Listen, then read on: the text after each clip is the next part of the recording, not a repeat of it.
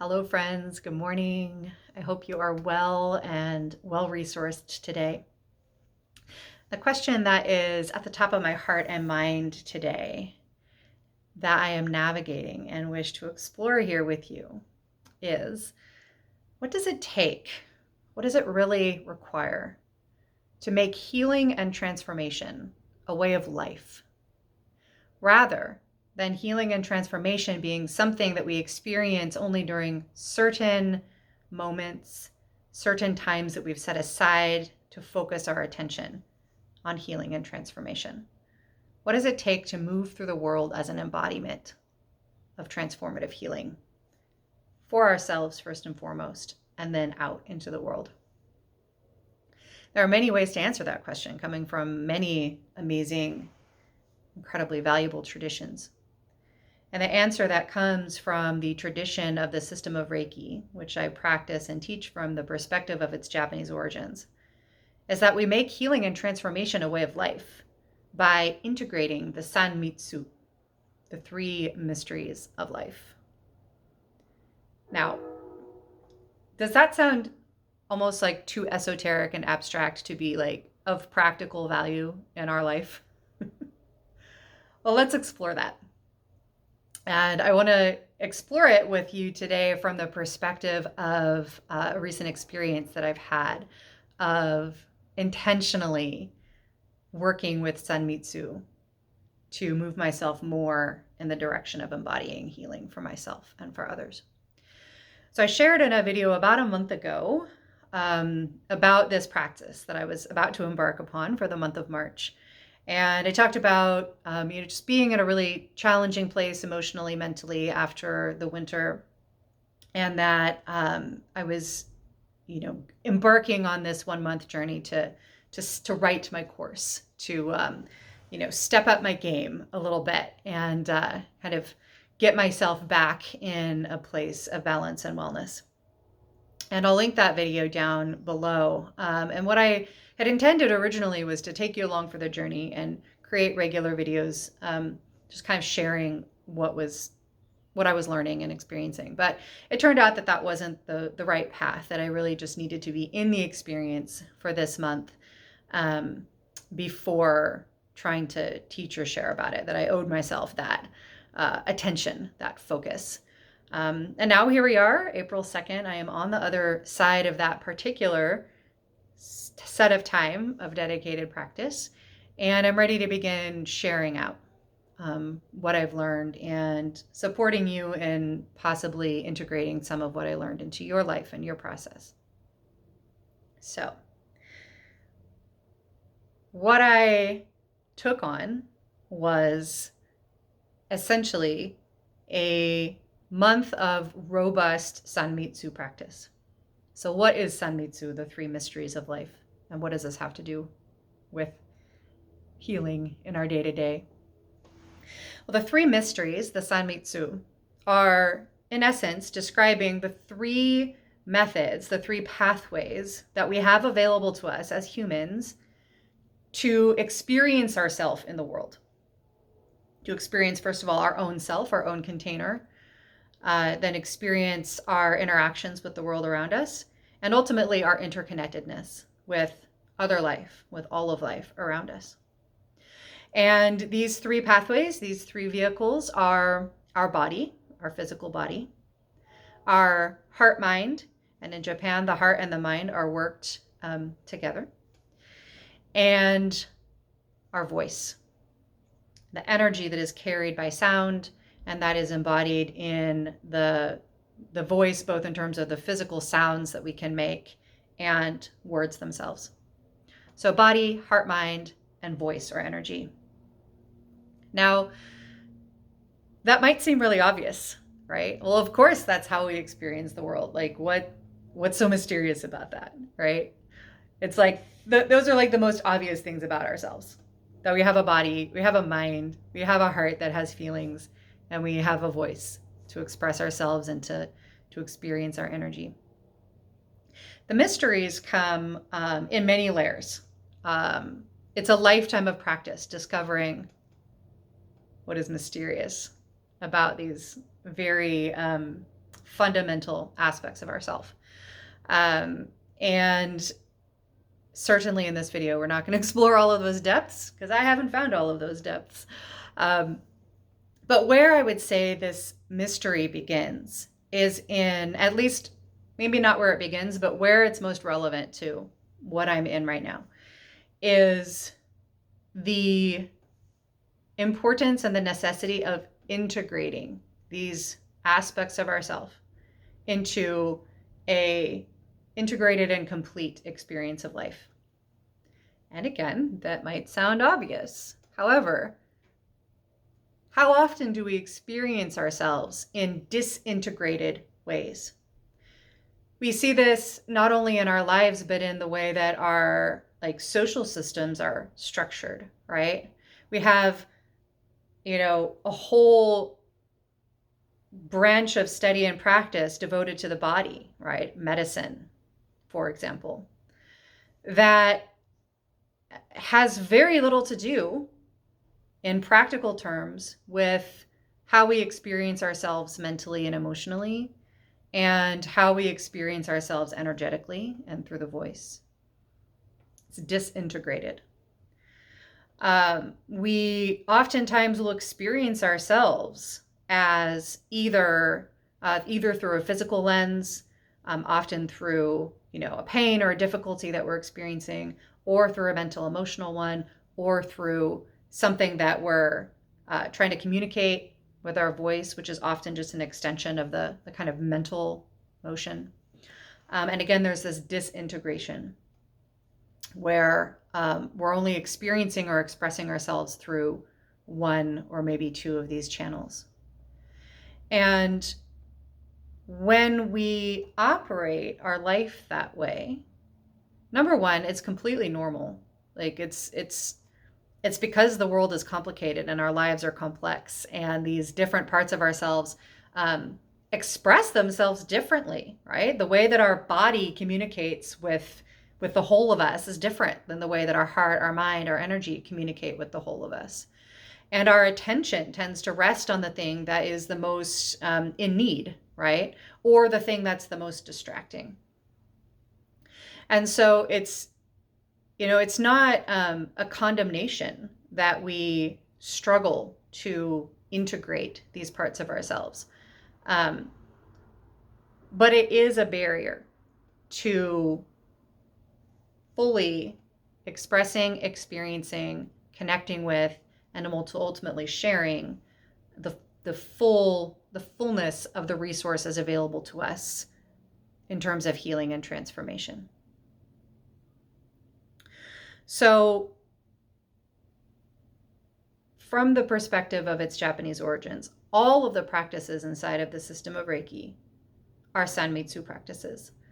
From the most foundational and fundamental practices to the most deep and esoteric and advanced practices, all of them are inviting us to engage our body, our heart, mind, and our voice energy in ways that bring them in sync with each other, that bridge any language barriers between those ways of experiencing the world, and that bridge the language barriers between those parts of ourselves and our consciousness, the way that we make decisions and take action and move through the world. All of those practices are designed to promote integration of the three mysteries inside of not only those times of meditation and those times of practice, but in our daily life, so that we can more and more embody them in the moment, in the interaction with another person, in the moment of stress, in the moment of decision making, in the moment of action taking, in the moment of extreme emotional distress or joyfulness. We practice on the mat or on the meditation pillow so that we build the habit, we build the muscle memory, we build the automatic shifting into practice in our daily life. They're one and the same, but it requires diligence on the front end, right? It requires us to make time for practice so that we can build that muscle memory. So what do I mean by that? So as I mentioned, I decided to devote the month of March to an in-depth sanmitsu practice because during the previous few months of winter, I had become so distracted and so distressed and so fraught by challenging responses to circumstances in my life and, intense feelings and the season that we were in of winter, that I had slowly over time lost the habit of being in an integrated space, of bringing my practice into my daily life. Slowly, and then more quickly, my resilience to stress, my resilience to difficult situations decreased. My level of confusion and angst and anger and fear increased. And what I realized was that I was no longer automatically bringing my practice into my life. And in a kind of negative feedback loop, it was becoming more and more difficult to consciously make time for practice, kind of outside of the day-to-day activities of life. And by the end of February, I was really in a miserable space. I was very depressed. And again, that was a result of circumstances in my life. It was a result of the season that we were in, seasonal winter challenges. And it was the result of letting go of my sanmitsu practice. So what I decided to do in March was to take on 3 different practices, to do them with diligence, to work with them regularly, and to work with them with the intention of rebuilding that muscle memory. And I want to talk about how each one of these represents sanmitsu and what the impact of that has been on me. Because here, on the other side of it, April 2nd, the circumstances that brought that stress have not significantly changed. Some of my core feelings about them are still very difficult. There hasn't been resolution in those external circumstances. But my feelings about them and my orientation towards what's happening and my feeling of resilience and my feeling of like approaching those things as a capable, resilient, integrated person is vastly different over this course of a month. And it's a reminder, it's a reset to my system that spiritual practice is just that. It is a practice. It is something that we must maintain and that we owe ourselves the maintenance of, and that therefore we get to experience the joyful outcomes of that. So, what were these 3 practices? So, each of them on the surface focuses on a different one of the three mysteries.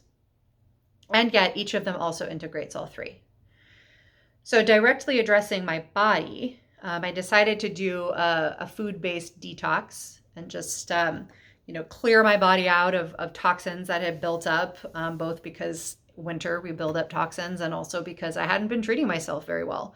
Had not been tending my body very well in this kind of spiral of, feeling bad, right? I was trying to soothe myself through, eating too much and eating foods that weren't, healthy for me and drinking too much. And, there was some detoxing that needed to happen on the physical level.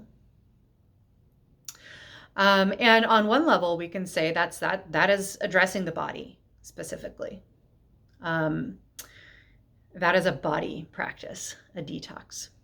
But if we look at it a little more carefully, it is also a mind practice and it is also a voice practice. On the level of the mind, the mindset with which I approach what I take into my body matters almost as much as the actual physical taking in of those substances. The way in which I orient myself to the practice of nourishing myself matters. The attention that I choose to pay to the act of eating or drinking or exercising or breathing, any of these physical practices, whether or not I'm actually paying attention to what I'm doing in that moment, impacts how well I am benefiting or not benefiting from that practice. And we do a lot of unmindful body practice, right? A lot of times, when we're in a physical practice, it's kind of like an invitation for the mind to check out, right? It's an invitation for our mind to jump to, ruminating over the past or obsessing over the future, right? Because this is what happens when we're not paying attention, when we're not focused, is our mind jumps to the future or to the past. And we're not able to fully receive what is happening to us in the moment. And this is an idea that, exists in many, many different forms, right? Being in the present moment and the value of that.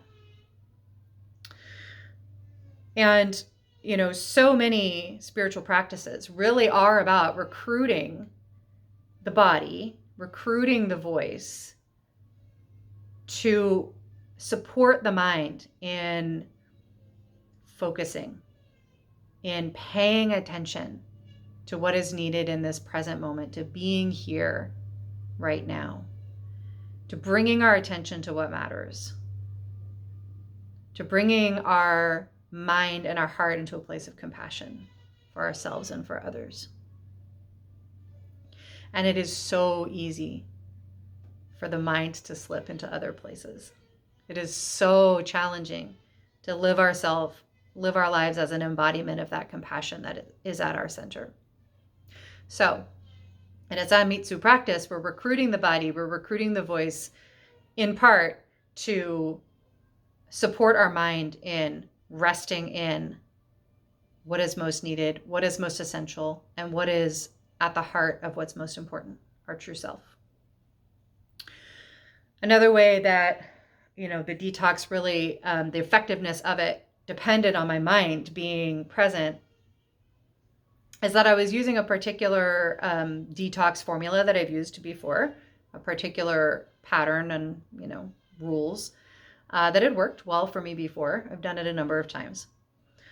But what I found as I went through it in a very, in this way that I'm describing, this mindful, restful place, was I noticed that I needed to make adjustments to it.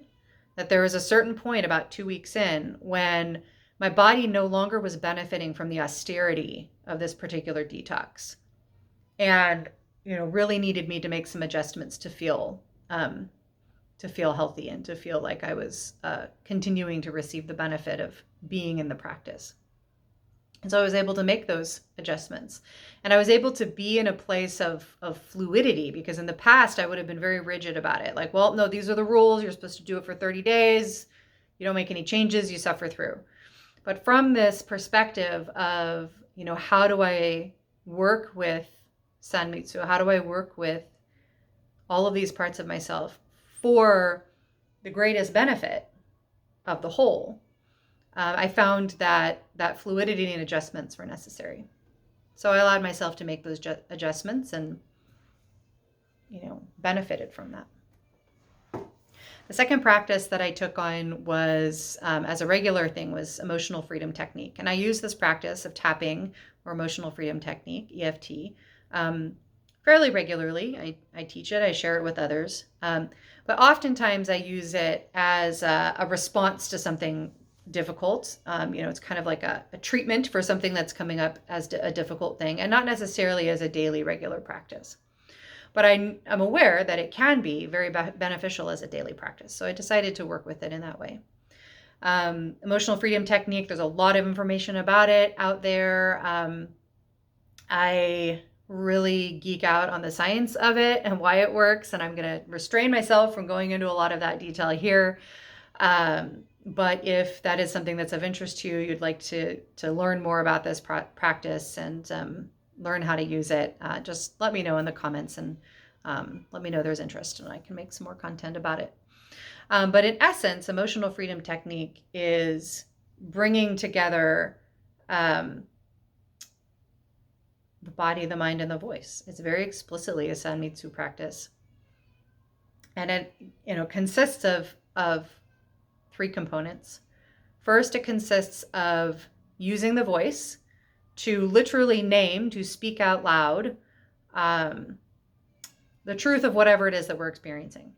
So we name what it is that is in our way, that's frustrating us, that we'd rather not be experiencing anymore. We speak it out loud. We be as honest about it as possible. We don't sugarcoat it. We don't put affirmations on top of it. We just name what is true for us in that moment. So for me, that was a lot of, feeling depressed, feeling lonely, feeling bitterness, feeling exhausted, feeling disengaged.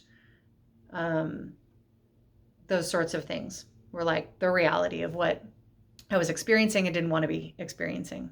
So you're naming those things out loud. And then at the same time, or as a result of that, following that statement, you're also affirming out loud with your voice that even though this is true, that you are still worthy of love and care and safety. And so that looks like a statement, something like, even though I'm feeling lonely and bitter, I love and accept myself. And then you're using that kind of language while at the same time tapping on the body and tapping on a specific series of points on the body that are related to the meridian system. So that are related to the pathways of energy that are utilized in acupuncture and acupressure. And there's a whole lot of really cool stuff about that we're learning more and more about why this actually works, because it does work to clear away the sensation that you're naming, so that you can move that the intensity of it out of the way and calm the nervous system, so that you can make a clear decision about what to do or not to do. And again, I could talk about it way longer than this video is already, oh my God, this video is already 23 minutes. If you're still with me, thank you. I appreciate it, because I've been going on for a while. And if you're still with me, hopefully that means this is still of interest and value to you. So I'm not going to talk about why it works, but just trust me, it does. And if you want to know more, let me know. I'll make more videos about it. But using the voice to specifically name what's true, to specifically affirm that even though that's true, we're still worthy of love and care and safety. And doing that while stimulating certain points on the body. So that's a very clear, voice body practice. But at the same time, if we were to do those things, speak these things, tap on our body, while at the same time our mind was distracted, our mind is jumping to the future, our mind is dwelling in the past, our mind is making a plan, our mind is making a list, our mind is thinking about that thing we have to do tomorrow, that our mind is frustrated about something that happened yesterday. And we're just kind of going through the motions of saying these things and tapping on the body. The effectiveness is greatly diminished, if not eliminated. It requires our mind to be focused and resting our attention on the words that we're speaking and on the sensations that are happening in our body. So again, we're recruiting our body, we're recruiting the interaction with our body, we're recruiting our voice, speaking these things out loud, to help our mind to come back from wherever it is that it's been roaming, and to rest our attention in our present experience, to rest our attention in what is actually happening right now. What is actually true right now for us? And how is it changing as we do this practice, right? And that gets easier over time, because at first it can be very difficult to pull the mind back. But over time, the repetition of that practice, the soothing nature of repeating a physical and verbal gesture over and over again, trains the mind to rest. It gives us a direct experience of the benefit of doing that, right? We feel better on the other side of it, right? We experience a relief of something that's been distressing us. And over time, and not necessarily a long time, can be quite quick, our mind learns to crave that and to move towards it, so that going through the ritual of a practice becomes the trigger to our mind to rest, to drop into a place of attention on what matters the most. And we really need that. We really need that reinforcement. And again, the more that we do that, if we do that regularly in practice, it becomes much more automatic in life. And again, what I had experienced was kind of over time a degrading of that automatic, drawing on my body, heart, mind, voice to draw my attention to what matters most and make good decisions from that place. I had degraded my ability to do that because of excessive things that were happening.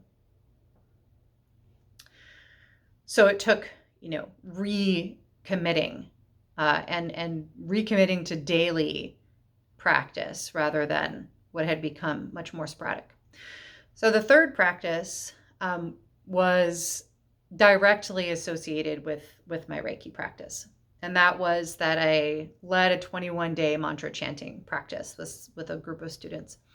And while on the one hand, that was like stepping into like a facilitation role, on the other hand, I knew, and in the way that the mindset that I lent to it in this context was that this was a container of accountability for me. I had to show up every single day to lead that chant because people were counting on me. And in that state of like depleted resources and disintegrated practice and distraction that I was in by the end of February, I needed that external accountability, right? I needed a container of support and accountability that I could rest into, that I could let my mind and my body rest into. Now, chanting and the use of mantra inside of the system of Reiki from its Japanese origins is essential. It is an essential practice. It comes directly from the Shingon and Shinto roots that make up the system of Reiki. It is an essential part of practice. And specifically because it is so explicitly a sanmitsu practice. The body. We place our body in a position that best supports the movement of the breath and the voice in and out of the body for mantra chanting. That involves particular types of postures. It involves being well supported. You're physically well supported while at the same time alert. It involves, having the knees lower than the belly so that our belly is not constricted. And it involves intentionally relaxing the belly while letting the back be strong so that our body can move and open with the breath. It, of course, involves the physical mechanics of making sound, right? It's our body that creates sound and allows the voice to come forward. It is, of course, explicitly a voice practice. We are making sounds. We are repeating sounds and or words of a mantra repeatedly for a long period of time. And then we are sitting in silence and in the physical vibration, the physical sensation of having been in that vocal practice for a long period of time. And we're bringing our attention to that. And thirdly, similar to what I just shared about EFT, our mindset and the placement of our mind and the level of attention that we are able to pay with our mind to what we are doing and experiencing is essential. Because we could put our body in the right position and we could say the mantra rote from memory and check out. And I say that from experience. I have certainly put much more time than I would like to admit into chanting mantra while my mind was somewhere else and not experiencing the benefits of that practice. I'm not going to talk here about why mantra and what those benefits are specifically of mantra and of vocal practice. Again, if that's something that's of interest, let me know. I can make a separate video. But just taking as true that there are significant benefits physically, mentally, emotionally, spiritually from chanting mantra.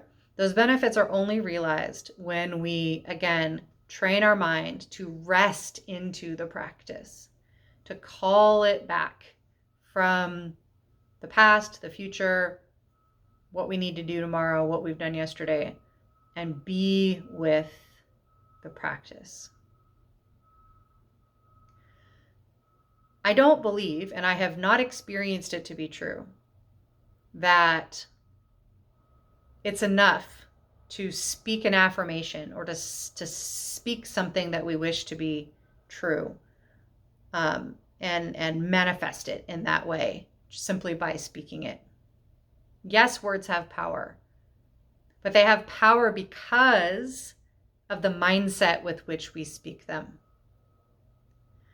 And so when we speak an intention, we speak an affirmation, we speak a mantra, we set a goal, we must do that with our mind resting on that intention, that mantra, that goal. And again, this is something that can become easeful. It can become automatic. It can become who we are and how we operate. And we get there through practice over time. And we can forget. By the end of February, I had forgotten. I'd forgotten to be an embodiment, to move through the world as an embodiment of an integrated person. And the beautiful thing, though, is that we can always remember. At any point, we can remember, and we can recommit, and we can soothe our whole system with practices that integrate us, that pull together the three mysteries of our existence into a practical and lived way of being that serves us, whether we're on a meditation pillow or walking into a meeting at work or trying to figure out what the hell to do in a stressful situation that's just arisen, figuring out to live with a year of quarantine, figuring out how we want to be inside of circumstances that are outside of our control, that feel like they are whisking us up and tossing us about and ruining our life. How do we want to be inside of the inevitable change and uncertainty of life in a body in the world? And what I want to impart is that we absolutely can be in the midst of the most tremendous change and upheaval. And we can be an embodiment of healing and transformation as a way of life.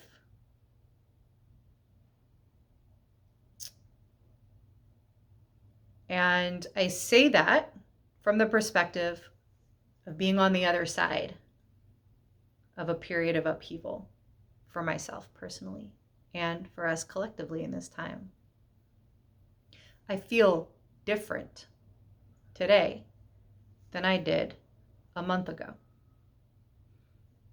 And it's because I recommitted to practices that integrate me and that pull my full resources online as much as possible.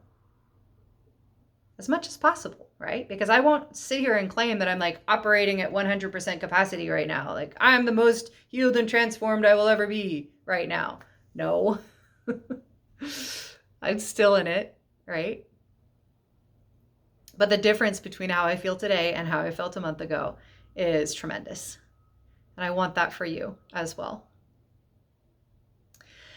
And so my question is, is this intriguing, right? Are there places in your life where you sense disintegration, that you sense that if there was something simple that could be taken on as a commitment that would help you feel integrated and resourced and resilient, able to move into life as an embodiment of healing and transformation, to feel that inside, would that be worth your time? Would that be worth resting your attention on? And if the answer is yes, and you would like to learn more, I would love to work with you one-on-one or in a class. There's a variety of ways you and I can work one-on-one on these topics in a way that is specifically focused on what you are experiencing and what you are needing in this time. So reach out if that is of interest, and let's explore what that might mean. And in the meantime, and for everyone watching this, may you be deeply resourced for the journey that you're on in this moment and in all the moments to come. Thank you for hanging with me for a very long video. My word, it's almost 40 minutes. If you're still here with me at the end, I commend you and I am grateful for your presence. Until next time, I love you. Goodbye.